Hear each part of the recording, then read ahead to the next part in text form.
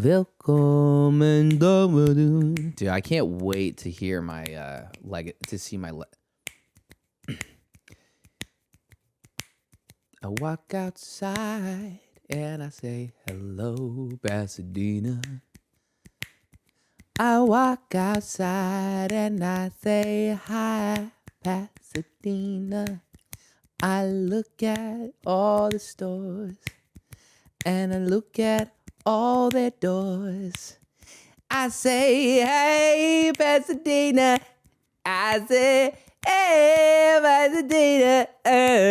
Santa Claus coming to town. Santa Claus coming to town.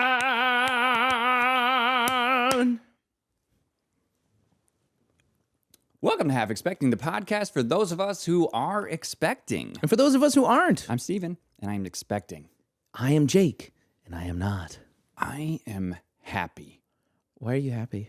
I'm happy to be here, and I'm happy that we had a great conversation with my good buddy. And now my good buddy. I think we became buddies. Yeah, You think we so. became buddies? She said so at the end, so Nice. if she didn't mean it, I don't think she's a good person anymore, and she won't be my friend anymore. Yeah. You hear that, Kelly? Kelly Vrooman. Vrooman. Vroom, vroom. Comedian, the producer, the writer, the director of many things. Mm-hmm. Just a fabulous person. Such a funny person. You may recognize her from Sprout. The Chica Show. And also her own online presence, which is outstanding. Yeah, it's kind of changing the game. She does these awesome videos about dramatically acting out funny things that her kids say. And they're a huge hit. So go check her out on all platforms, basically, at Kelly Vrooms. How to be a playful parent, how to encourage playfulness with your kids, the ways that you can not feel bad for the screen, because it happens. Sometimes you need it. But ways to work, to find new ways of stirring in creativity, using the screen in contexts outside of the screen, talking about your TV shows and singing the songs that you're watching with your kids. It really was it was a really fun conversation. And I also think there were some silver bullets for engaging with your kids. Yeah, good pieces of wisdom there. And we want to know in the comments or through email, halfexpectingpod@gmail.com. I want to know if you're the fun parent. It's a loaded question for many people. Are you the fun parent? Really dig in. Are you the fun parent? And however you answer, how did you find out? What was the thing that made you go, ooh, yeah, I'm the fun parent? Or, ooh, yeah, my husband's fucking insane. Tell us and send us the name of your spouse as well, because we'd like to shame them if they're not the fun parent. Just kidding. It's not bad. No, it's not bad. Kelly will tell you that even if you're not the fun parent, there's ways that you can be fun still. Yeah. It was such a nice combination of really high octane fun talk and also really Practical advice. Yeah, practical, vulnerable, real. Everyone go check her out. Enjoy the episode. Let's do the activity that Kelly gave where we tell a one-word story. Okay. The time I went to the preschool. They weren't there. And I was really upset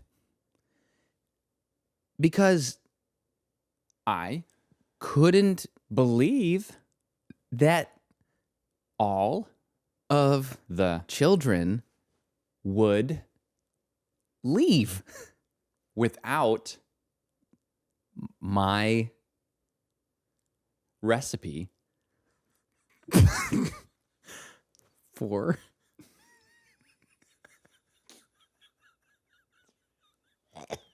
fettuccine.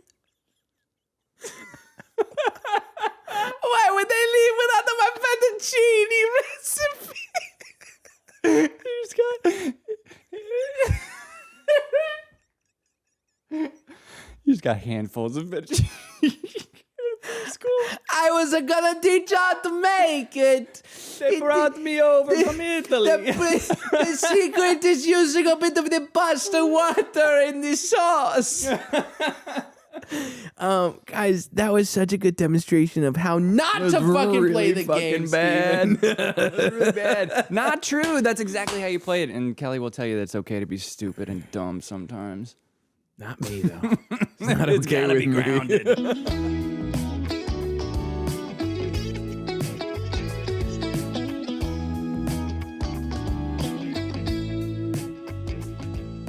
A man in a jumpsuit. You don't see that often. Women I said that to him love when he their walked in the jumpsuits. door. Did he walk in the door and did you go Tom Cruise from Top Gun? No, he went. And then try to open mouth kiss him? I'm gonna go to My normal greeting of Jake. Is he going to pull up a picture right now? I guess he is. Oh, he's turning off the air. I see. He's being a good producer. No, he walked in the door and I go, is this a bit? I feel bad in retrospect. It but wasn't even but it wasn't immediate. It was a moment of processing. It was like a full up and down and like am I going to say, is this a bit? You know, it was. But it looked so good. But you know what? looked Keenan great. said the same thing. Yeah. Keenan goes, jumpsuit, huh? Interesting choice. Yeah, just trying things out. Break that down for us, fashion-wise. Why is it you love jumpsuits? You I said? love jumpsuits. Yeah? Why? Because it's a one thing. You put on one thing. Right? Yeah. There are times not to do a jumpsuit, like when you're traveling on an airplane with two small children. Don't wear a jumpsuit. Why? Because to go to the bathroom, is an issue. And when you have two small children, which if you have one small children Yeah. soon, which you will, your kids are always trying to look under bathroom stalls and or escape under bathroom stalls. And so you need to be live. You need to be ready. We're on. Ready to stop it at any point. And also, if as a woman, if you're breastfeeding, it can actually be really great to wear the thing because you just unbutton and boop boop. Yeah. Yeah. So that it's good and bad. But at the same time, like I have worn the jumpsuit a couple times and have used the bathroom. I don't normally drop trow to go number one, but I do for number two, obviously. Well, yeah, obviously. But it's a new experience to go from fully clothed to completely naked. Yes. You know, and is. I'm like, should I have worn like another outfit Yes. under that? You feel so exposed. You have to wear your Oh underclothes. my gosh, yeah, it's very weird. And especially if you're like wearing one of the ones that's like little shorts and you're out at a club and so Yeah. like your legs are naked and you're like, oh, that's a whole different level. Oh, I should mention actually, if I, when breastfeeding, loved to do the lift and baby on. Yeah. And so you can't do that with a jumpsuit. So it's harder. So different people, either if they choose to breastfeed in different ways. Your wife will find her like, what's my preferred way? Yeah. My friend loves she'll just take her boob out anywhere and pop that in the baby's mouth. I always felt like, ew, pervs, stop looking at me. Yeah. I felt very private about it. What a funny balance it is, because also you have people out there that are like, it's beautiful, it's great, and are so empowering But then and you're encouraging. like, are you finding it too beautiful? You perv. Get away from me. Either way, perv Yeah. is kind of the. Tell me how beautiful you think it is. On a Yeah. scale- I need to know right now if I need to stop. You moved park benches to be closer to me. You got out of your car to tell me how beautiful it is.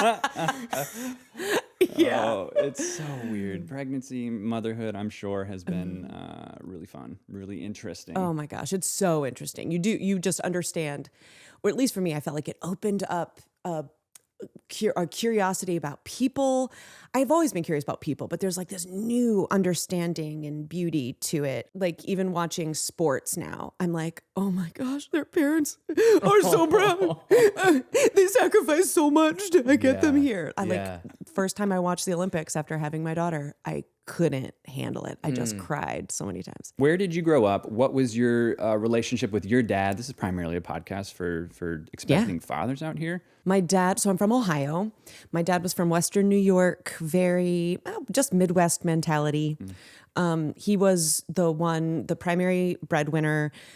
He was very involved in the ways that he knew how to be involved. So like coaching, he was always a coach of one of our teams or all of our teams at the same time, out practicing baseball. I mean, my dad is a very kind, gentle man who now that he's older is very honest about non-manly things that he loves, like Hallmark Christmas movies. He can't get enough, loves them. But at the time, and you know, it was the 80s and 90s, there was this like, be a man, be a man. And especially in the evangelical church that I grew up in, it was even more so, I think, this is your God-given duty to like provide for your family. So there were certain things that he didn't do that now he is very good at. And I'm so thankful. Like, he has come out to take care of my children by himself. He has stayed and like cared for them overnight by himself. He changes diapers, he bathes, he's wonderful. Where he admitted to me recently, he never changed our diapers, which shocks me with how gentle and kind and loving he is to his grandkids. Wow. Yeah. What a product of that environment that he grew up in. And good for him for changing so much. Yeah. And that's incredible. Yeah. Do you think that you've seen anything else from him growing up as you were a kid and witnessing what it meant to be a dad that you're like, oh, I would love to take this into my future parenthood, or maybe not? Oh my gosh, yes, so much. He, again, was just present. And for any of my parents' shortcomings or my dad's shortcomings, which we all have them, right? Is that he was just like always there and invested. Like if he wasn't coaching, I was a cheerleader in high school. They went to the away games to just watch me cheer on the sidelines, like just present. And that compensated for like so many things that I think would have been a problem or would have, I mean, and I say so many things, like I can't even really think of a bunch of things because I really had a really good dad, but anything that I think I could have been turned into trauma or therapy material, which of course I have, it was largely made better by just his presence and involvement. I admired that. I admire the presence thing. My dad was always present. I think that your dad, I think we have like 3 really good examples, and it's not lost on me that that's almost rare in a lot of people's lives. I think it's completely absent. Yeah. So my dad also, his family was like, oh gosh, they were like just nerdy weirdos, and because of that had like they had like no ability to see flaws in their grandchildren. And so my dad brought with it kind of this like, he was very like, he put on this like act of like, I've got to scold you because that's what a dad does. But like, going to his mom's house or his sister's house, they were just like, you're perfect. You're perfect. You're wonderful. Like when I was in college, I went to go do a show, and it was up in Toronto. I was doing this comedy show, and this comic that went right before me talked about effing a rotting corpse, literally said those words. And my dad's sister and my grandma were in the audience, and they're just like the churchiest, sweetest people you've ever heard. And afterward, and I got up, and when I started, I was like, hey, I just want you to look out there into the eyes of those 2 lovely women and remember that you just said you wanted to F a rotting corpse. And afterward, my grandma and my aunt never said anything about that. Nothing. Didn't even address Where it. they were just like, we were so glad we got to be here and see you do what you love to do. They were just embarrassed to tell you they thought it was really funny. yeah. That's my grandma Like, thinks oh my rotting God, corpses. that was so funny. It was funny. I can't tell you tell that, Kelly. my sweet perfect The angel. thing is, one thing I realized is that parents cannot be the ones who see their children as flawless. They cannot, and they should not be, because that's going to mess up a kid in a different way. You need that accountability from your parents who are there to shape you into being a good, productive human. Yeah. However, having an aunt or an uncle or a grandparent who is just like, literally, you can do no wrong in my eyes, I think is a really good benefit. Yeah. And you kind of like, you need both. You need the guardrails that are created by your parents. And you also, I feel like, need the consistency of like, if your grandma is coming in and acting the parent and what she is saying contradicts what your parents are telling you, now you're getting mixed messages from parental figures that you look up to and trust and want to please in some ways, you know, depending on the circumstances.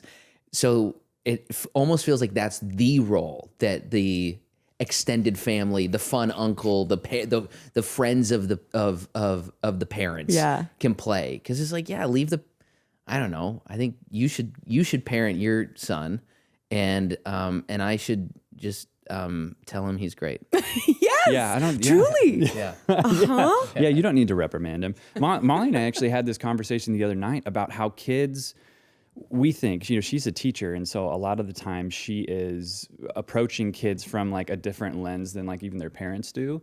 And she was like, I find that these kids, they need and they also crave like failure, and there being repercussions for that, and like these, like you said, these guardrails that develop them into a fully functioning human. Because if you go about your entire life thinking that nothing you've ever done is wrong and there's no consequences, and your mom's like writing notes to your high school teachers saying, can you please excuse like them not studying for a test, that is going to put you back so many years compared to everybody else's development. Yeah, it's become this one thing that my parents did that was just a like desperate choice of theirs that I think was really good, is that whenever any of us we lived about 25 minutes in a rural area, 25 minutes from our school.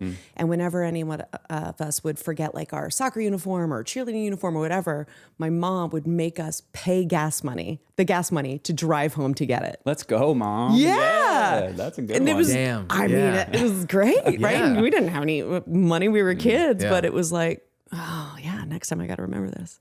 It's a really gentle way to teach accountability. It's okay to be thoughtless, to have not thought something through. Yeah. It's not the end of the world. It's not the end of the world, but it does. there are consequences. Yeah. Yeah. Very interesting. So my kids are very little. Okay, wait, two things. One, some of my family members and my upbringing and the church that I grew up in was also, I remember a lot of my morality was developed through shame. Don't do what that other person does, or don't be shameful, and you're a piece of crap until you're redeemed, Yeah. things that I have found to have been very harmful in the forming of, I've had a lot to overcome in that way. But I somehow in that, it kind of instilled in me, like, how much can I get away with before people find out? A little bit. And I thought, I'm over that. Like, I see it in my kids. Yeah. I see my son will be like, I hate this. What does that do in you, Mom? Yeah. Or my daughter will be like, I just want to scream. If I were to. If I were to. What would your thoughts be? And my husband and I have been, because having kids, it changes also what your marriage is and who you are. So my husband and I have been going to therapy and loving it. Oh. And the therapist recently, my husband, it's just a safe spot too, where we can be like, here's something you do that I don't like. So you do it together. You do therapy. Couples therapy. Yes. And we love it. And one of his things is that I leave things undone. I will get the milk out, pour milk for the kids, and leave the milk on the counter until I come back, who knows, whenever. And I go, oh, I should put that away. He's like, why don't you just finish a thing? And I was like, well, I mean, but sometimes it's like, okay, so like when we're going away and it's like you lock up the house all the way. And I'm just like, well, if the front door is locked, that's fine. And he goes, what? And I go, yeah, it's kind of like, I don't know. Let's see if we can get away with this. He's like, without someone coming in and stealing our computers? Why would you risk that? And I'm like, oh my gosh, I still do this. I still do this. Eh? If the car seat isn't buckled on both sides, what's going to happen? Huh? Are we going to get away with it? I work with kids on the weekends, and I see, especially with the younger ones, there's that constantly flexing and testing. How far can I go? I know you just said stop. I know that you just gave me the eye, but I'm going to go one more time. Yeah. Do you have a saying in your house? For my mom, it was like, I'm at my line, was when my closest sister and I would be acting up, and she'd be like, that's enough, like to put your foot down. Do you have like a saying, or how do you tell your kids, hey, we're not going to push it any further? Well, this is what I'm saying. I have always, one of the best advice that my mom gave was have your word always be true. If your kid asks you for your opinion about something, be honest about it. But also when you say there's going to be a consequence, follow through.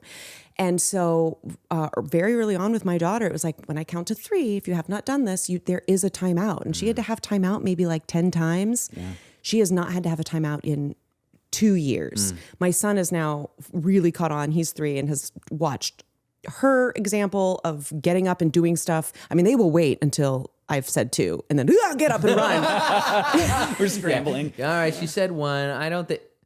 Okay, hold on. She said 2. Just give it a second. She might. Oh my God. Yes.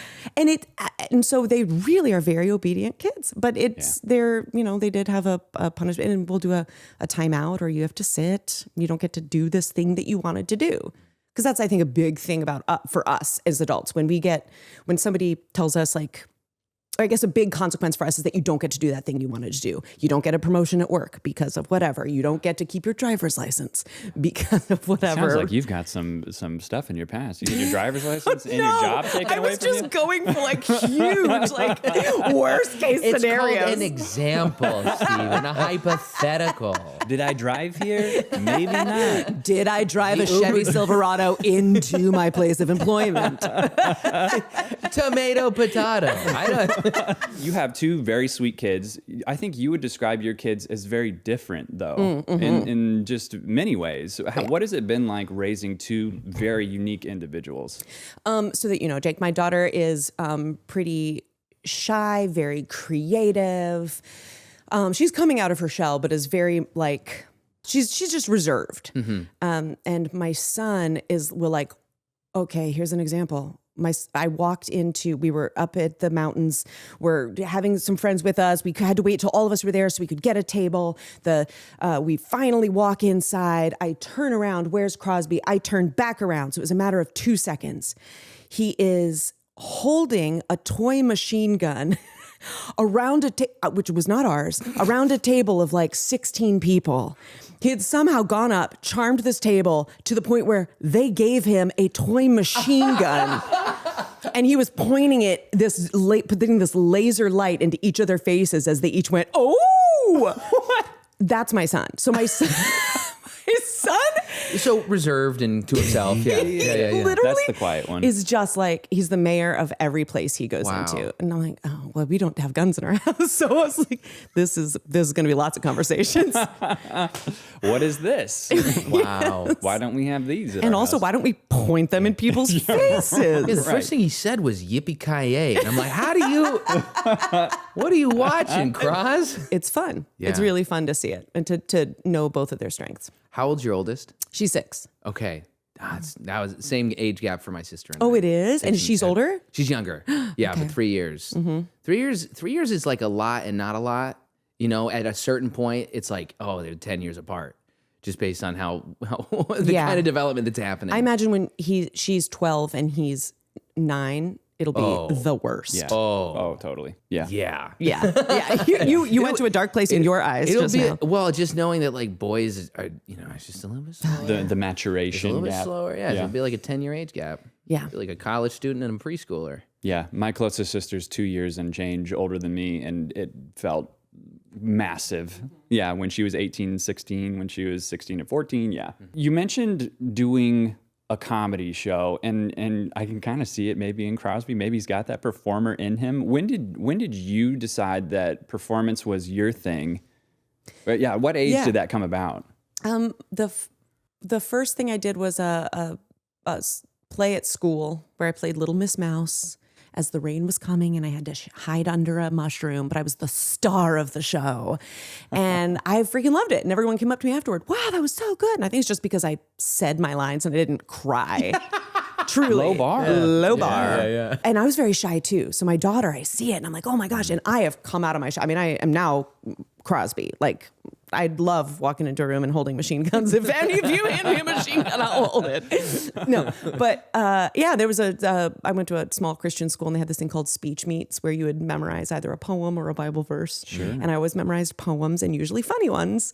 And just started to become a sucker for that, like making an audience laugh. Did you have any icons growing up or anything that you watched on TV or that you, Just, Lucille Ball, the old ones, because that's what we were allowed to watch. The classics. The classics. But it doesn't get funnier than that. No. Like, that is a masterclass. It is an absolute masterclass. Yeah. Carol Burnett and Lucille Ball. So like after early adolescence and into high school, I guess, what got you onto, because you're going into your shows in Canada, you're going into, these TV programs, the Chica Show and Sprout and things like that. How did you get to that point? I just stayed involved in school. However, at, again, my little Christian school, the guidance counselor was like, you can't serve God and go into the entertainment industry. So what do you want to do? And I was like, oh, okay. I want to become a missionary, because when the missionaries come home, they get to like put on a show for churches and like go around and like talk about their job. Do they really? Yeah. It's just like slideshows and being like,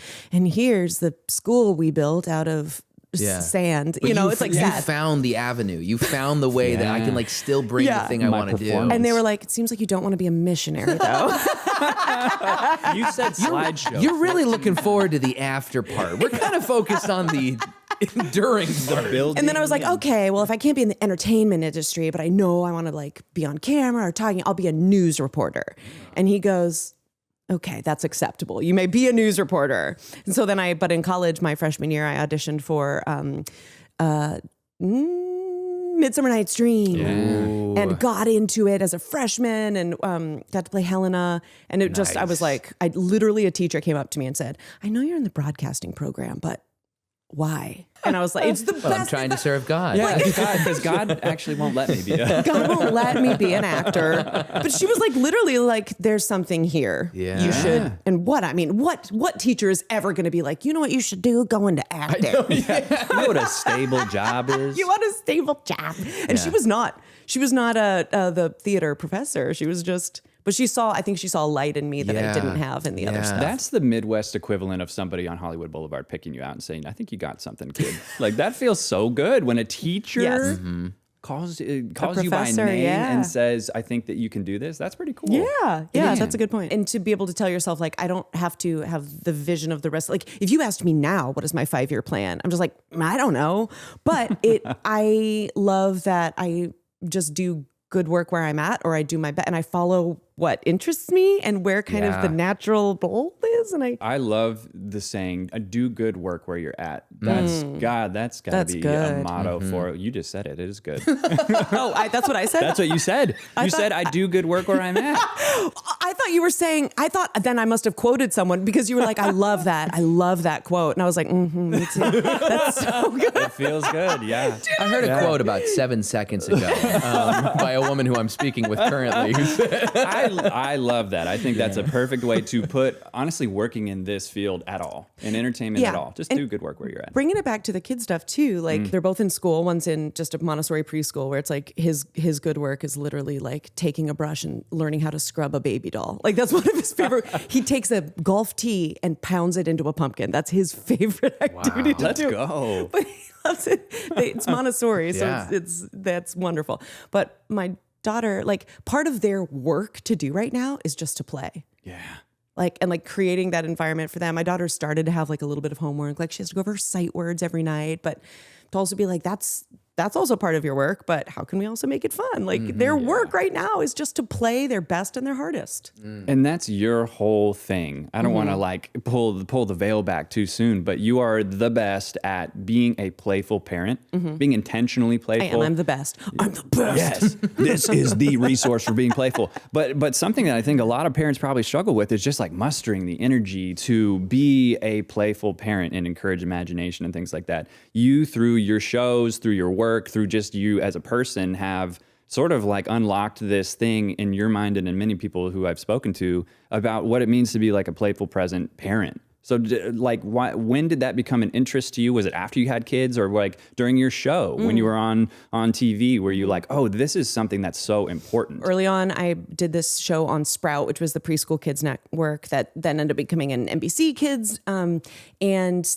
we did this live morning show that was interstitials between the shows that were on the network. So it'd be like Barney, and then Us, and then Thomas the Tank Engine, and then Us. And I mean, I'm naming it was started in 2007, and they were using old IP at that time. So it was kind of classic stuff, and they wanted to give it a new, fresh face. And so we were that fresh packaging for these old, trusted shows, we were told to call them.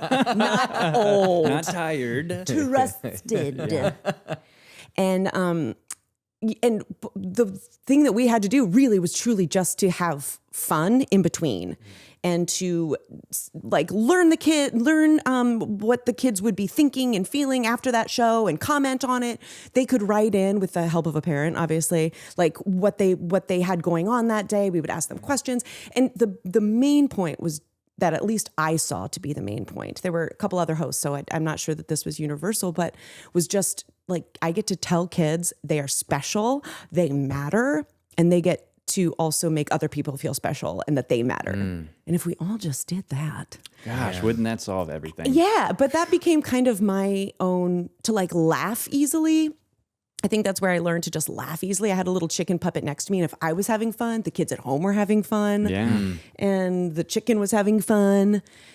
and so then, and improv has always been my thread through it all, was improv comedy.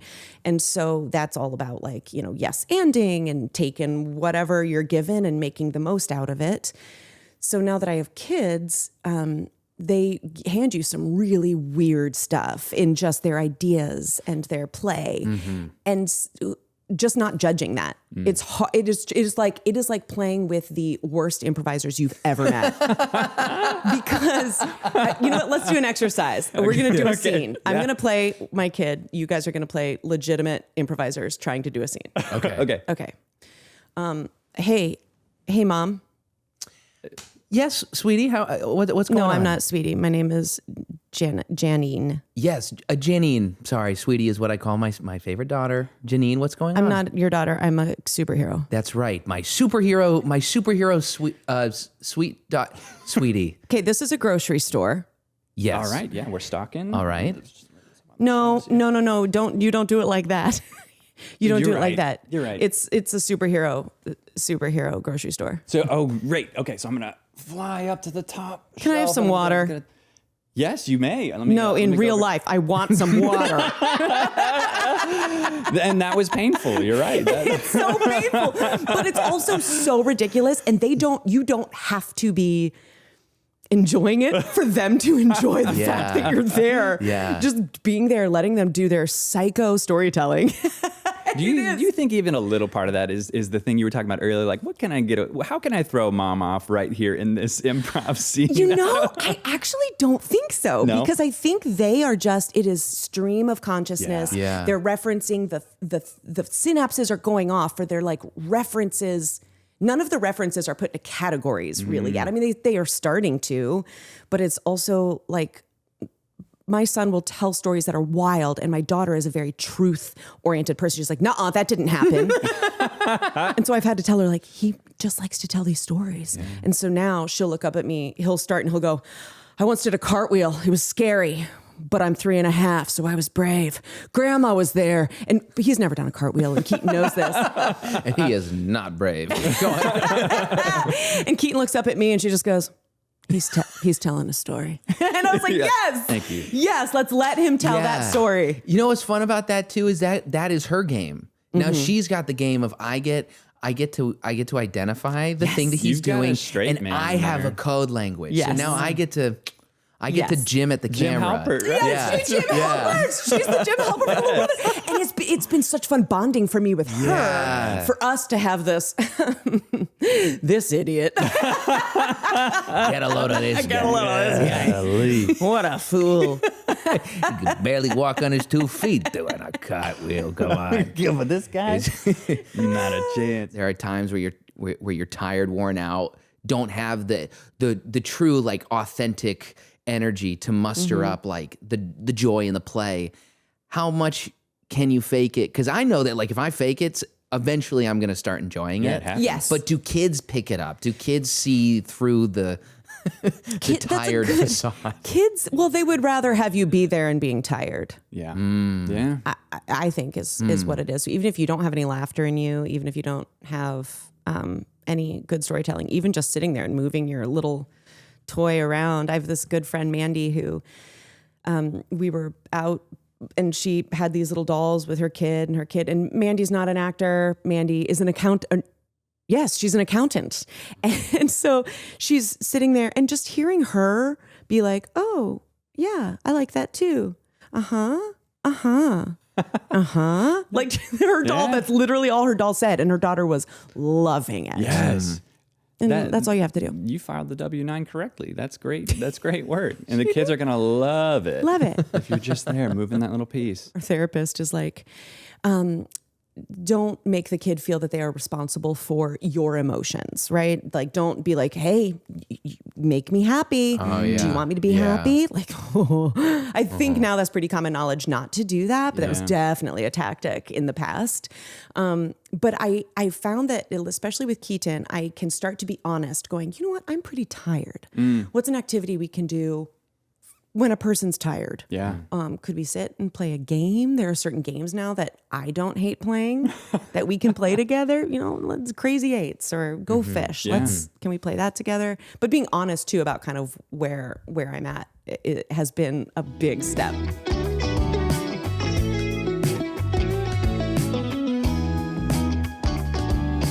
Right now, we don't have any sponsors, but if you're a business owner, a brand, or someone associated with somebody who works in something that has to do something along the lines with kids, or parents, or babies, we wanted to give you a taste of what your ad could sound like.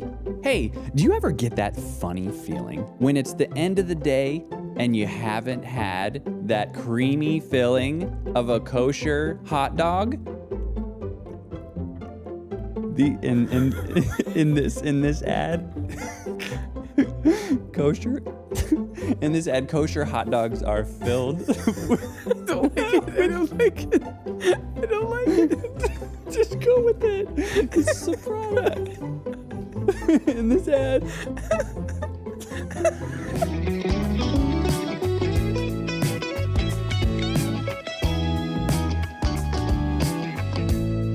I had a friend who, when we were deciding whether to have one kid or two, spoiler alert, we decided on one, but I was already 2 weeks pregnant. We didn't know. No way! Oh my gosh! And it is the best mistake, but Yeah. accident, Sure. bonus. Yeah. Truly, we're so happy about it. But I had a friend who was an only child, and I said, so what things did your parents do to help you be successful as an only child? And she said that they let her have friends that were like siblings. But one thing they did that she recommended I not do is make the kid be older than they are. Expect more of the kid. Like, she was like, oh no, other kids do that, but not you. So to recognize their kids, and this is normal for them to have an absolute meltdown in the morning because their blanket keeps falling off their legs while they're eating cereal. Yeah. Oh, that's True story. It happened today. Most mornings at my house. Well. Speaking of then maturing your kids beyond what they are, you've sort of found this niche online. You do this very funny bit where you dramatically act out your crazy things that your kids say, and have gotten like some amazing responses of people just loving it. What has it been like to produce that series? Do you see it going on beyond what it is? I do. Yeah. So I started when my daughter was 3 because I'm finding that's like prime crazy saying stuff because they have enough knowledge to like just to talk really well, but then they're still like, woo, they do not understand reality. And so my son is now 3. Keaton is still saying wonderful things, and she's 6. So I could see it at least going on for 3 more years. But also people keep commenting, I can't wait until you're doing this when they're 13. Yeah. I'm like, oh yeah, that'll be a whole different other level of fun and crazy. But you have found this really cool way into parenthood, into like connecting with other parents, which is sort of kind of what we're doing here too, hoping to like make a community and a commiseration out of this thing that is parenthood. And so, I just want to commend you on that, on the good work that you do. You have these things in your life now that are kid centric, right? Parenthood focused. And they're also in your creative lane. Like, have you found this path? Like, do you want to keep making kids content? Is that your main goal? Or like, what is your main goal? I don't know. And I never have my entire life. Sweet. And but it's all just kind of naturally moved to the next thing. I have left things when they have been at like a really good high moving spot when they've been somebody else's dream, but not mine. So I think I'm just going to keep doing that. Just keep doing it. Yeah. Just keep doing it. Yeah. It's been it's fun to like, oh my gosh. I write on a show called The Chosen Adventures on Amazon. It's about this little girl who lives in the town where Jesus lives. Again, because of my upbringing and the kids stuff, I'm also kind of have found this niche within like kind of religious, or specifically Christian content. And, I'm sitting next to my kids, and it's funny, and it's about this little girl, and she has this stupid sheep played by Paul Walter Hauser, and no way. Oh, I love Paul Walter. Yeah. That's great. And sitting next to my daughter, and I go, I wrote this one. And she goes, what? And I went, yeah, I wrote this. She goes, how? And I was like, I mean, you literally sit on my lap while I'm watching. Yeah, what do you think I'm doing all day? You literally see, you watch me, because I direct on this other show. I was like, you see me watching the animatic, and and she just was like putting it together. She's like, that's your job though. And now it's there, and I can't, it's fun. It's really, really fun to get to share my work with my kids. Yeah. And things that you're just genuinely interested in. That's something that we've heard from many people who have come on the podcast. It's just like getting to share with your kids your interest and not like push it upon them, not feeling that pressure to like have them do it as well is so cool. And then I would say countering that is to share in your kids' interests and not trying to, like, watching their shows with them. That's one thing that Sprout was always huge on, that I think has been really helpful for me as a parent, is co-viewing. It can be mind-numbing and so boring and awful. But especially when you're little, the kids, there's like things that are good for their development, like Miss Rachel, which makes you want to poke both of your eyes out and smash your brain onto a rock. But your kid freaking loves it. And then you can use that as a reference when you're playing together. Yeah. You can use TV as references.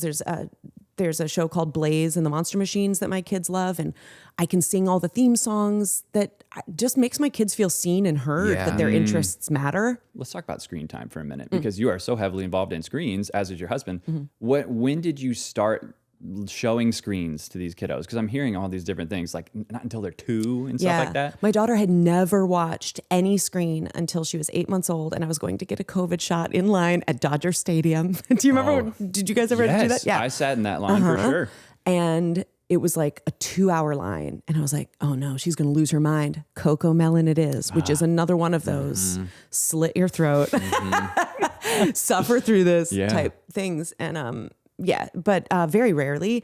And my kids will sometimes wake up in the morning, I want to watch something.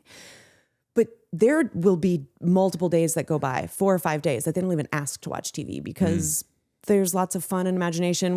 There's no sacred room in our house. They just put pillow forts up anywhere. There was one day where in her bedroom, in my office, in the living room, and the kitchen table all had a fort. And I was like, this cannot go on. Not over the toilet. We need to be able to pee. It seems like just as much as discouraging screen time, if you ever had to do that with your kids, it's all about encouraging other outlets. That's what it is. And I mean, we use it. There have been times when I've used it every day. There have also been times when we went through a phase where it was only on weekends. And that's so hard to do as a parent. And we had the luxury at the time of having pretty easy schedules. I know some parents absolutely cannot. I mean, there's no judgment if you have to use it every day. But getting involved in what they're watching and using it as a tool and a reference for later, so they can also learn that and experience firsthand that the learning experience is their own responsibility, that you can integrate what you learned over here in this principle over here. And for them to start to make ties using their TV show and their own experiences, I'm thinking that's going to be really helpful. I'm already seeing the benefit for my daughter. If you're going to watch something, at least think. Like watch it and think. Think and then apply it and then later. Pull it into something think else. Let it see how it sits and resonates and changes the way that you view the world. As silly as Coco Melon could be, like the fact that you're doing that at such a young age with them, I can only imagine like the way that they consume art, media, content is going to be so much richer. I really hope so. And it also just makes it more fun. Like I think the thing, like me being such an advocate for like bringing fun to parenting and to your kids' lives, it's all about connection. It ultimately comes down to connection. If you are not a naturally fun parent, or your kid isn't even like a fun kid, I still think there's a value to being there, being active in whatever play or activity or drawing it is that your kid is doing, asking questions about it, watching their show. And the shows all have something you can use, whether it's a Coco Melon song about doing dishes, or then while you're doing dishes, you sing that song. Or whether it's like, there's this show called Blaze, again, that my son loves. It's all about engineering principles. And so there's like one about like angles is when 3 lines come together, or 2 lines. Wait, what is an angle? It's 2 lines, right? 2 lines, It's 2 lines go down together. Might have to watch that episode again. not a writer on Blaze. I don't write on Blaze. What would you say to a couple who is struggling with the dynamic of one is naturally more playful or has more energy than the other. Because I could see that being, especially when kids are able to think and play and kind of experience life on their own a little bit, to gravitate towards the parent that is just more easily playful. What would you suggest for the individuals or for the couples as a whole? Really good question. Couple things. It's not always the most playful parent. Sometimes it's just like the most gentle parent or the parent that lets the kid get away with the most that the kid will gravitate toward, in my experience. So there's a couple things. If you find that your kid is gravitating toward one of the parents for whatever reason, you can kind of identify what that is. My son wants to come to me because I'm fun, but I'm also just around a little more, and he wants to sit on my lap, and he loves the snuggles. But also he's seeing this power of like, no, Dad, I want Mom to get me dressed. And he's like, I'm here, buddy. So what my husband is actively starting to do is lean into the fun of it, so that my son was okay with him getting him dressed, and like making that like, oh, do you think I can put these on my head? Can I put these pants on my head? And all of a sudden my son's like, never mind, Mom. Dad's doing something. He's got this bit that he does that I really like. No, he's doing the pants on the head. He's doing the pants on the head. Get out. Yeah. But I think the important thing is to never act sad. Oh, buddy, I wanted to get you dressed today, or I wanted to be there for it. No, that's when it starts to become a manipulation. So whatever it is, don't. Whatever you want to do, don't do it. Do what's best for the kid. But with the fun thing, part of the reason I really started making these connections in general is my brother is very fun. My sister-in-law is not. And she will tell you that. She will be the first to tell you. And she had this recognition early on that like her husband was the fun parent and she wasn't. And that really bothered her, that I'm the one that they both did the disciplining and guiding, but the kids just enjoyed being around the dad the most. So she started to put some work into learning how to be the fun parent, which is now what I'm trying to just like lay out for people. Here's how to do it. She kind of had to like, it's not my nature to do this. How do I force myself? And it's like, well, you can still use who you are and just sit and move that thing around, move that toy around, like my friend Mandy going, or putting a beard on your own self when you're bathing the kid and giving them funny hair and the bubbles. Like, put a beard on yourself. Make yourself look silly, and that's always going to be a win. So just making some of those moves a little bit more toward what the other parent is doing naturally, I think is a nice move. Yeah, even taking notice of what's working for that act over there, the act before you, you know? That's a great way to say it. That's something that I find so cool about you, is that you go so far as to give actual games, like improv games. Like, these are actionable things that you can do as the maybe not fun parent to infuse a little bit of fun. Do you have any specifics for anybody watching that's like, I'm not the fun parent? Do you have any easy games? Oh, yeah. Kind of like what we just did with the bad improv, but you know. Yeah. Well, there is kind of telling a story. Either the older kids can do it one word at a time. Younger kids can do it one sentence at a time. And of course, it'll go off the rails and it'll be all crazy. And it'll 100% go to farts and poop. 100% go to farts and poop. But which are hilarious.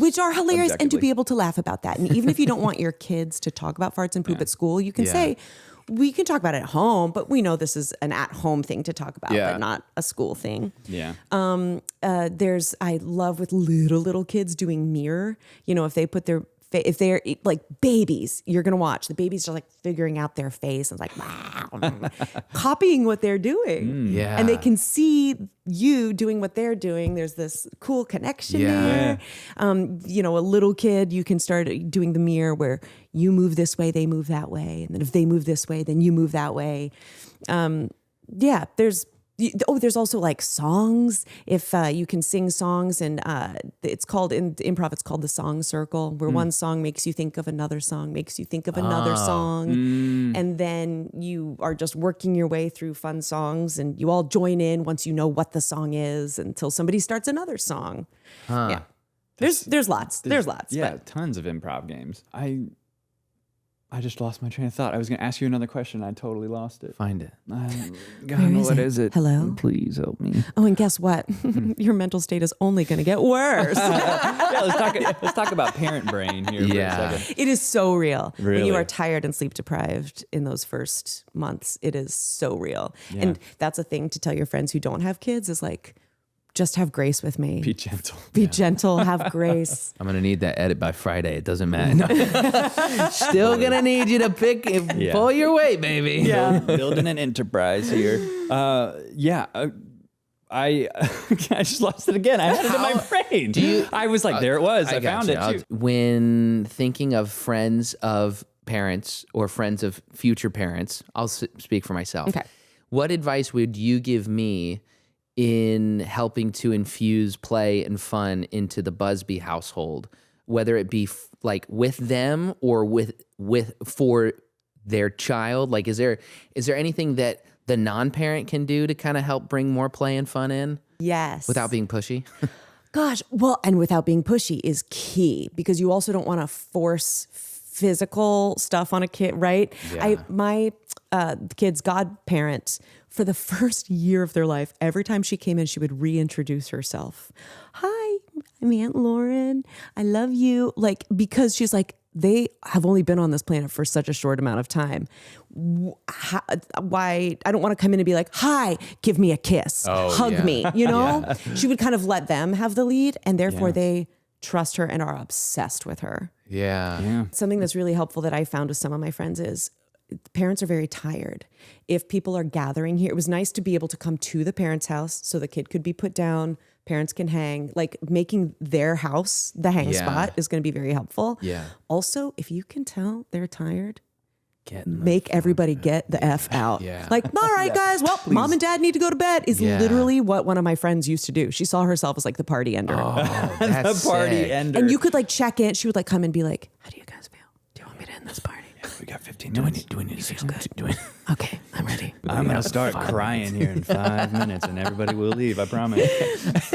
I see the vein on your forehead. You're doing all right? Yeah.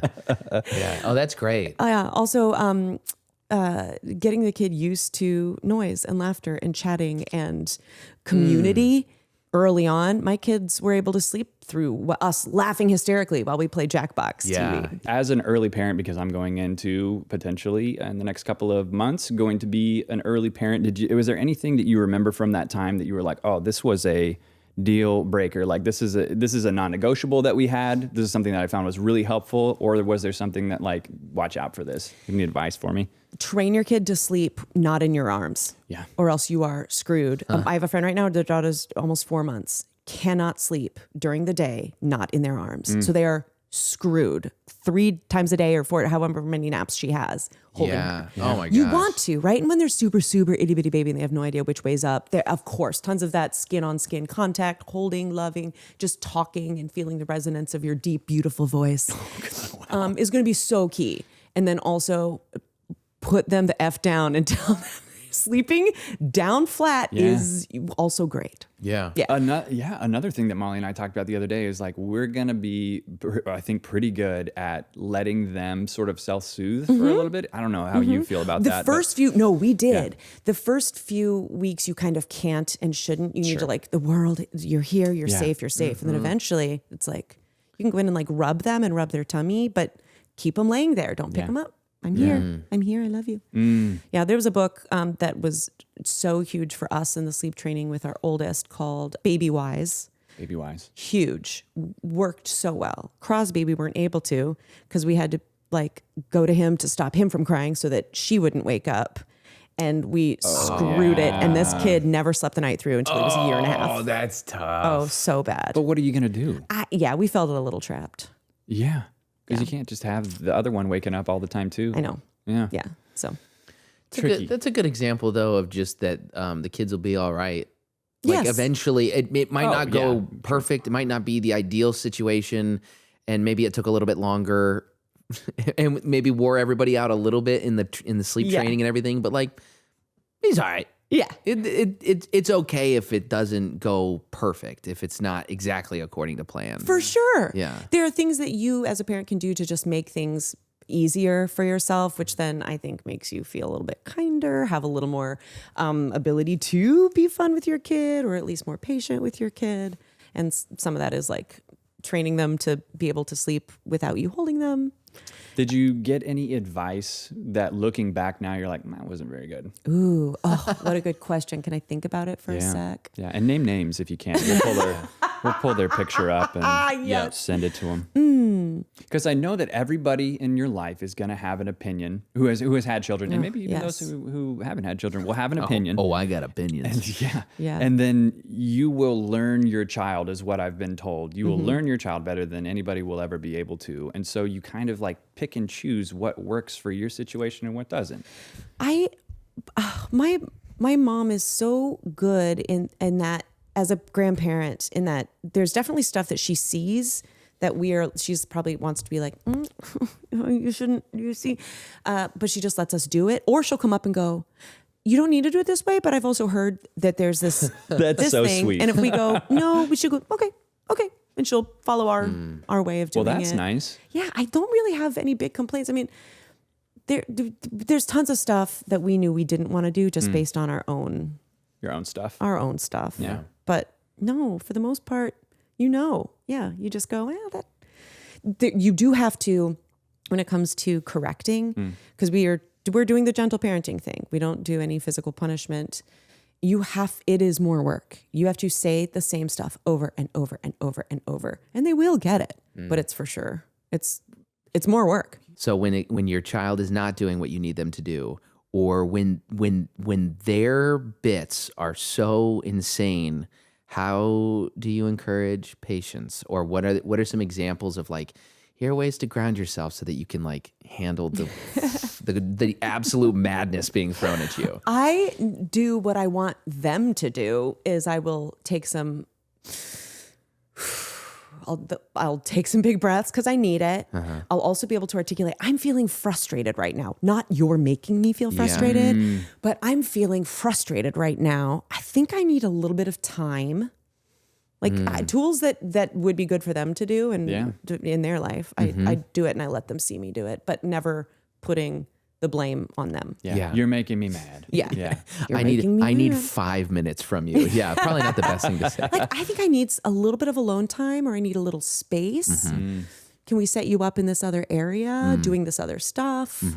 Yeah. I also will like to do, when I need some space, I'll set up different like workstations around the kitchen table, coloring, things that my kids like to do. Here's some, never do clay by themselves. That always gets real bad. At least my kids immediately are like, squish it into the carpet, put it up my nose, put it in my butthole and eat it. Yeah. Oh, you told me an amazing story about a bead the other day. Yeah. My son put a bead. My son comes up to me. I'm working, and it was a very stressful time getting the show, trying to finish the show and get it through anyway. He comes up to me and goes, Mom, I have a ball in my nose. And I went, a ball in your nose? And I'm literally on Zoom with like the whole team, and I'm leading this meeting. And I was like, hold on, guys, mute. What? He goes, I have a ball up my nose. And he goes like this. And I went, hold on, camera off. And yeah, he had a bead that he had stuck up his nose, and it was so small, it had gone so far up. So, I mean, long story short, my husband took him to 2 different urgent cares. Neither of them could do it. So my husband's like, I have to go back to do the work I have to do. I was like, okay. I was like, guys, I got to go. It was literally an all day meeting. And so I was like, we've got to resume this another time. Yeah. So I take him to 2 other urgent cares. They like held him down while 2 doctors and a nurse practitioner are trying to they have all these different techniques, and they had tried all of them. We had also held his mouth. No, yeah, we had also held him down and blown into his mouth and plugged the one nostril to have it shoot out. Didn't work. So finally, I'm in the car. I'm sobbing. I'm gonna have to take him to the emergency room, which with our insurance was gonna be like $5,000 or something insane because it wasn't an accident. I would argue. Yeah, well, hang on. They were like, he may have done it on purpose. I did not. They were like, unless he fell onto that bead, nose first. Oh my God. Watching the photo evidence, the video evidence. I'm making him react it out so that Yeah. Yeah, You prove remember- it. Hey, come here, And your, come here, and come your- here. and your left hand fell, right? Right. And you lost your balance, right? And it Oh. was right. A friend was like, okay, well, what you have to do is you have to plug his ears and his nostril and blow. And I was like, oh, okay. So I plug his ears, plug his nostril. That bead shot and I blew into his mouth. He was like, what are you doing? I was like, hey, bud, I'm just going to do something that you're not going to. And I like went in like before it shot out. And he was like, whoa. My friend, I look at my phone. My friend has already texted back. Wait, I was wrong. It's not plugging the ears. And I was like, no, you were right. Yeah. I had to plug those freaking ears. I mean, I don't know what was different, but everything we had tried to blow in his mouth while plugging his nose so many times and plugging the ears. Something I don't know if that really Pressurization, but it was yeah. pressurization. I don't know. It just came shooting out. Yeah. Is it crazy that I want to try that right now? I just want to see. I don't know if I buy it. It was so satisfying.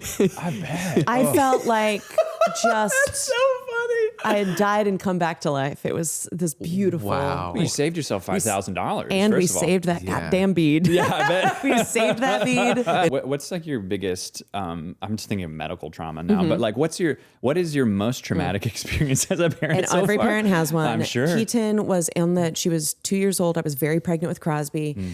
She was on the kitchen table or chair and she turned around and tipped the kitchen chair and landed on our tile. Bam. Her just blood all over her face. Oh, no. My mom was in town, thank heavens. So I was like, Mom, this is how I knew the emergency room was going to be expensive because that's where we went. And we get to the emergency room, bleeding. They were like, once you wash the blood away, it's 2 tiny cuts. It's 2 tiny cuts. The face just bleeds face just so bleeds. Yeah. much. I had Yeah. no idea.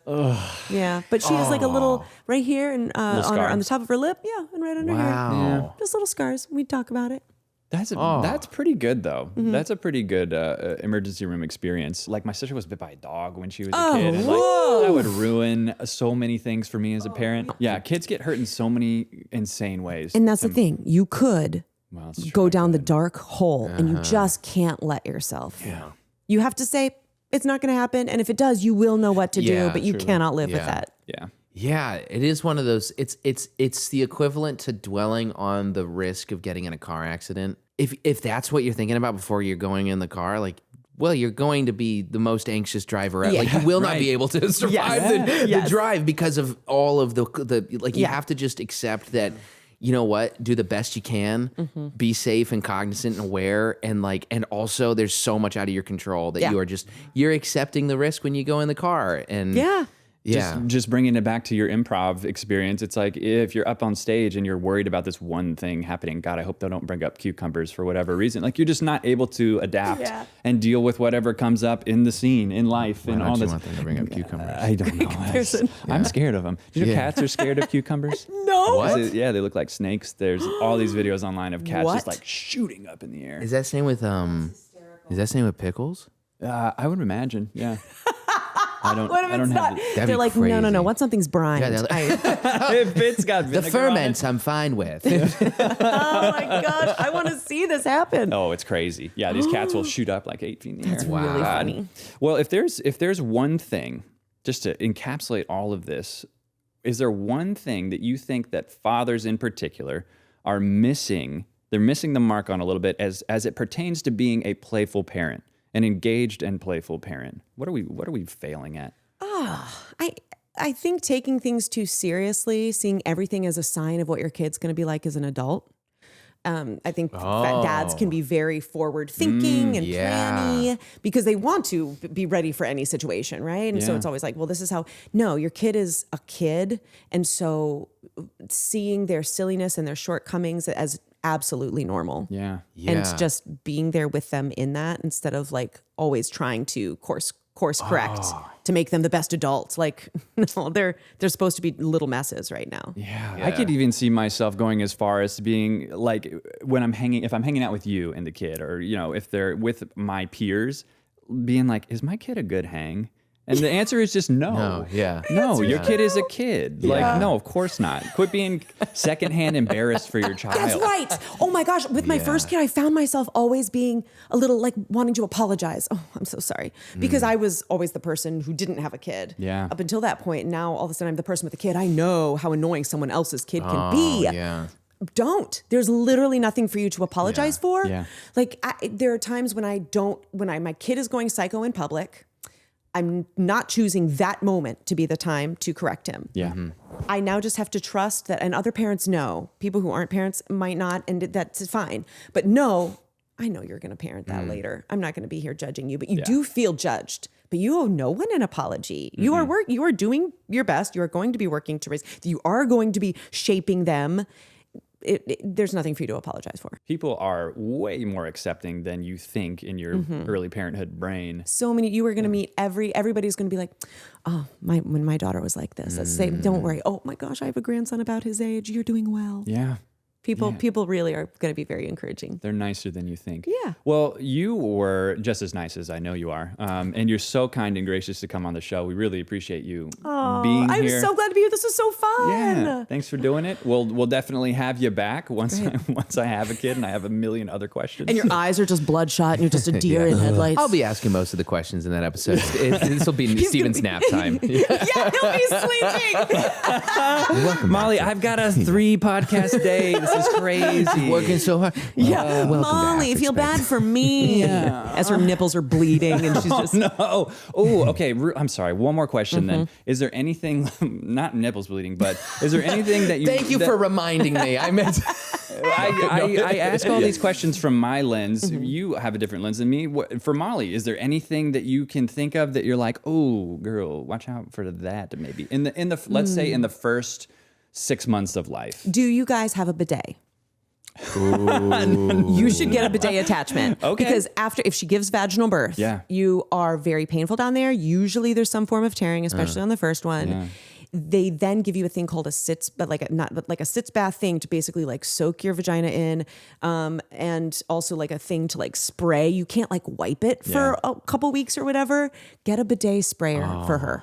See, Just attachment to the is toilet. it. Yeah. Thank you. Is for the sake of,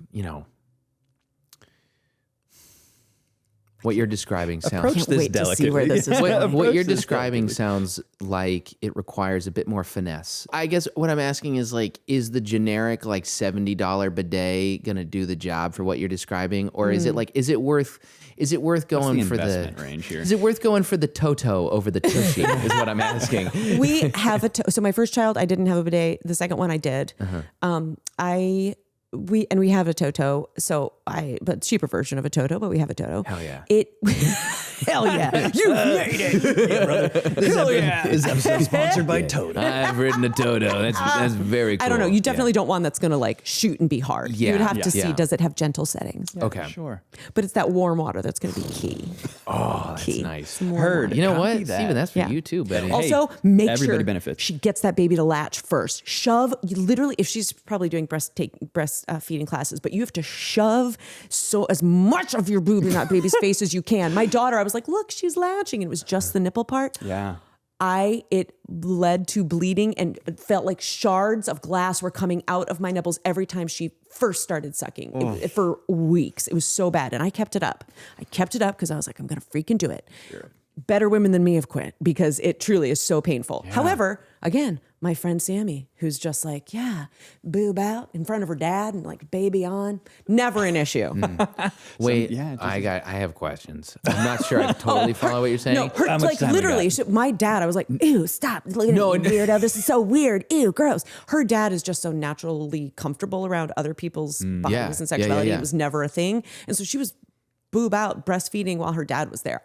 My mind was blown. That part I'm actually like, yeah. Oh, I thought that's what you were. No, I have questions about what I don't know what you mean, and I guess it doesn't really matter. But I don't want to be like, yeah, sure, and then not know what you're talking about. What do you mean?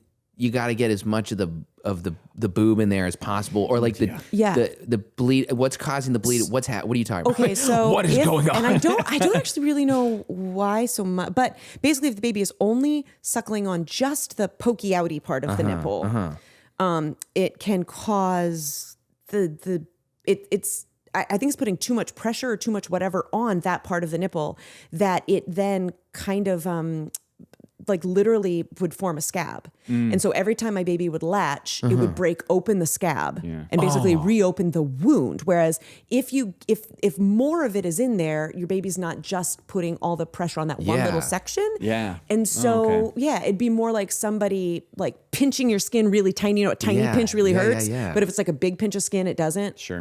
This is the first time ever hearing that there was that there was more of the boob to go in the baby's mouth than just the nipple. Well, and again, I mean, just the pokey part. It's like as much of the areola, I think, depending on how big your areola is. Yeah. We had a buddy who instructed us to hamburger the boob. Is that? Are you familiar with the hamburger? Yeah, you hamburger it, you burp, burp, burp. Or sometimes you have to do this, burp, burp, burp. It just, but yeah, it's a. Yeah. And I have small taco. boobs. Does Molly have, what size are her boobs?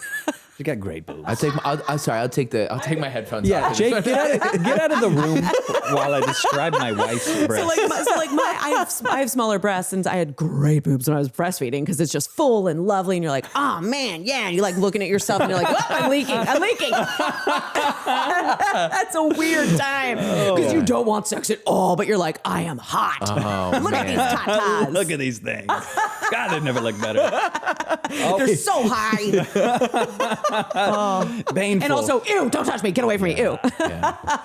This is just for me, buddy. Yeah, This is just for me and the baby. And the baby. And the rest of the world too, in a little bit, because they're not trying anything. Oh, that's so funny. Well, thank you. Yeah, I just wanted to know something from Molly for her There to you look go. forward to. Okay. It probably won't be an issue for her at all, and she'll be a wonderful natural goddess at it. And that's the thing is it's different for everybody. Also, right? my son was not interested. I pumped for 9 months for him because my son, until my boobs were just like, I can't do this anymore. Because your body wants to produce for a baby. If it's a machine, your body's like, what? Your body is so smart. And yes, it's wild. It'll shut that shit off. But my son, and supplementing with I wanted to still be able to go do things or go out for the evening and skip one feeding. Pumping ahead of time, but my body didn't want to pump very much ahead of time. You can get a little bit ahead of it with a little bit of formula. And there's nothing wrong with that. Truly, formula now is just as good as breast milk. So if you just, be forgiving yourself and whatever ends up being how you do things is the right way. Who cares? Yeah. Just a little bit of raw meat. Yeah. I don't know. I don't think that's what she was saying. No? Okay. I just want to be totally clear. All right. Okay. Stephen, you did not take away what you were supposed to. Just cut to black. Raw meat. Got it. Thanks for coming. Thanks so much. You heard it from Kelly. Yeah. But seriously, thank you so much for being on. No raw meat for my baby. No water either. Learned that. Right. Which is counterintuitive. And no honey until the baby's like a year old. Isn't that weird? No eggs for a while. Kelly, is there any how can people learn about playful parenting from you? How can people find plug you? your channel, plug your at Kelly Vrooms is my socials at Kelly Vrooms, mostly on Instagram, TikTok, and also Face. It's everywhere. And then on my YouTube, I think it's just Kelly Vrooman Comedy. I think maybe it's at Kelly Vrooms, but. Spell your last name. It'll be on the page, obviously, Yes, but spell it. V as in Victor, ROOMAN. Yeah. Vroom. Yeah. Vroom. Yep. Well, see, that's what the baby's going to want to feel. He's going to want to feel that vibrating. My dad. My dad's a man. He's going to come out. He's going to be like, wow. Mama. Molly's like, get that thing away from my breast. Ew, what a freak. What did you make me? What did you impregnate me with? These are for nobody any longer, okay? Done. Half Expecting is a Just Let Me Help production. If you like the show, don't forget to rate and follow us on Spotify and iTunes, and like and subscribe on YouTube. Our theme song was mixed and mastered by Coda Hodge. We'd like to thank Jason Gerber for technical and production support. And we want to hear from you. If you have questions for us or want us to interview someone in particular, reach out to us at halfexpectingpod@gmail.com or find us directly on Instagram at halfexpectingpod.